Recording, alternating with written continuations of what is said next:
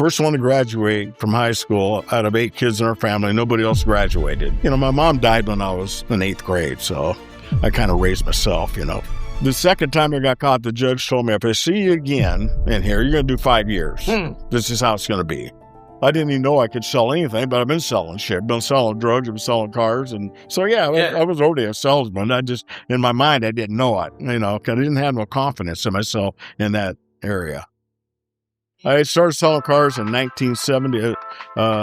December 1978. I started at a Datsun store. You were playing football. You got clipped. Yeah. Oh yeah. Well, it was 1972.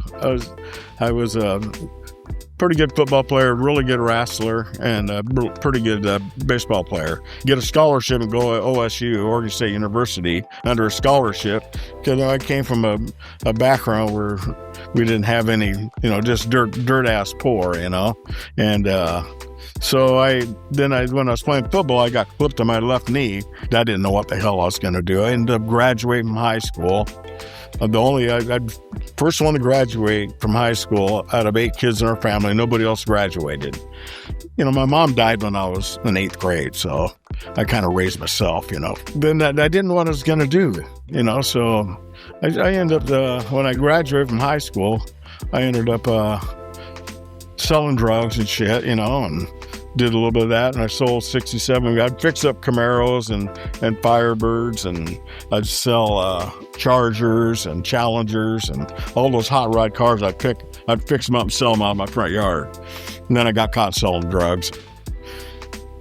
Got slapped on the wrist, no big deal, and then got caught again. And that was kind of a big deal, How old are you? I was I think I was 20. We're selling weed, or were we selling everything? Selling weed and speed and biking and downers, Yeah. I didn't really get involved in taking a lot of that stuff. I wasn't a drug addict or anything, but I didn't have I wasn't the most educated guy, barely where I graduated from high school. I think I was maybe a C- student, but I had I had a little bit of wit in me, and I was pretty witty, so, pretty aggressive, and I was street smart, so I could figure out my way around the streets, and with people, I could get along with people, but then the second time I got caught, the judge told me, if I see you again in here, you're going to do 5 years.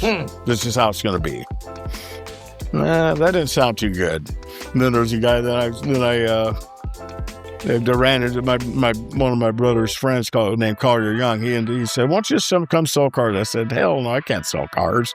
But if I didn't even know I could sell anything, but I've been selling shit. I've been selling drugs, I've been selling cars, and so I was already a salesman. In my mind, I didn't know it, because I didn't have no confidence in myself in that area. So I said, okay, I'll try it.